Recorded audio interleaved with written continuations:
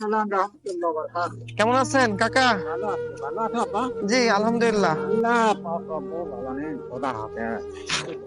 কেমন আছেন আপনি? ভালো আব্বা। এখানে বসে আছেন কেন? এখানে এই যে বসে আছি আব্বু। দুপুরে খাওয়া দাওয়া করছেন? খাইছি আব্বা। কি খাইছেন? গোসবা, গোশ ভাত খাইছেন? গোসবা কিনছিলাম। তাই? হুম, তা ভালো। খেতে পারেন? হ্যাঁ, খাতে। আচ্ছা আমার কোনো সমস্যা নেই আব্বা। আচ্ছা। আমাদের সংস্কৃতি আল্লাহ পাক রব্বুল আলামিন সব বাসা কোথায়?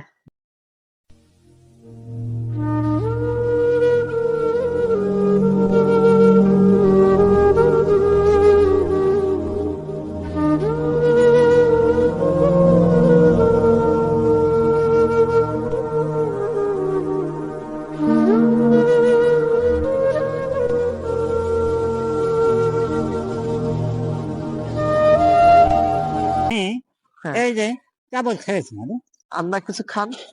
এখন কি খাবো? এখন খাওয়ার মুখে আচ্ছা তাহলে আবার যদি আল্লাহ পাক হয় ওই খাতেও পারি, কিন্তু এই যে ব্যাগে রাখি খেতে। আচ্ছা তারপরে তোমার এই মুড়ি রাখি, আচ্ছা আচ্ছা। চিড়িয়া রাখি, তারপর হোটেল তো আছে। তো দুপুরে রাতে খাবেন কি? রাত্রে আল্লাহ পাক রব্বুল আলামিন যা খাওয়ায়, আচ্ছা সেটা হয়। তা খাবার জন্য টাকা পয়সা আছে? আমাদের এই যে বাবা তোমাদের হাতের টাকা আমার না সেটা তো অবশ্যই।